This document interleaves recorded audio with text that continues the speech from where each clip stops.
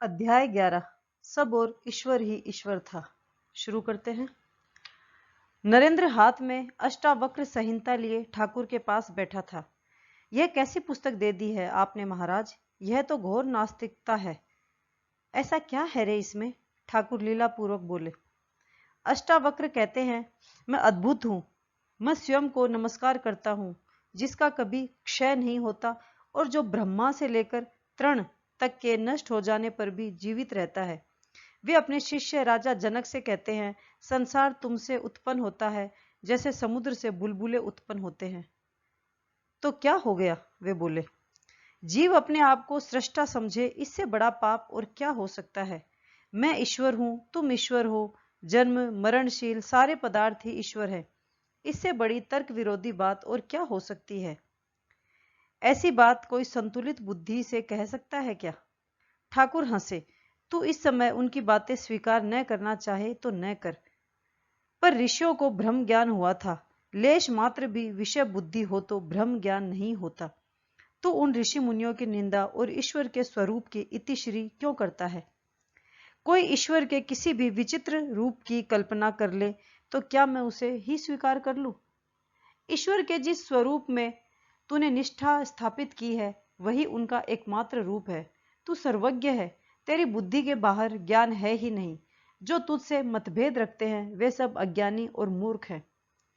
किंतु ईश्वर का वह स्वरूप मानव बुद्धि को स्वीकार्य तो हो। मानव की बुद्धि जानती ही कितना है।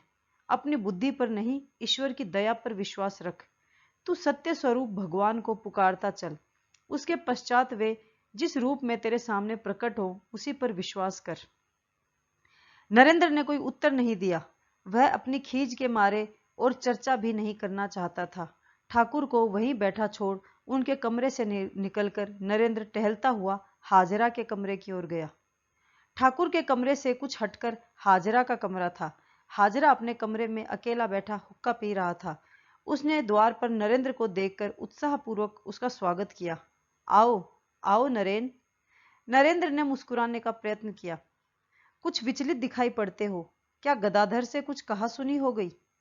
मैं श्रोताओं को बताना चाहूंगी, गदाधर रामकृष्ण परमहंस का पारिवारिक नाम है। उनको उनके परिवार में या उनके बराबर के मित्र या रिश्तेदार गदाधर नाम से ही पुकारते थे।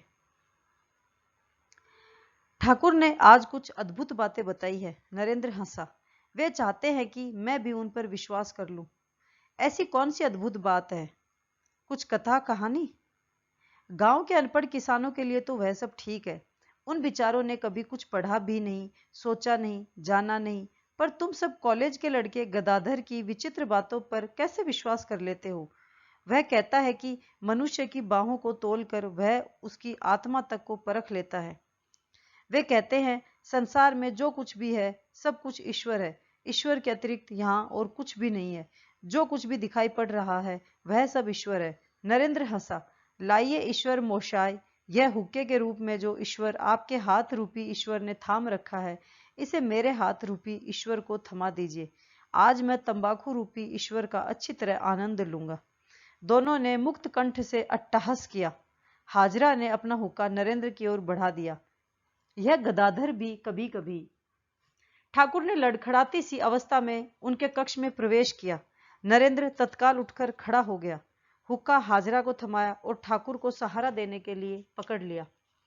ठाकुर के स्पर्श मात्र से उसके भीतर जैसे अनेक झंझावात एक साथ उठ खड़े हुए।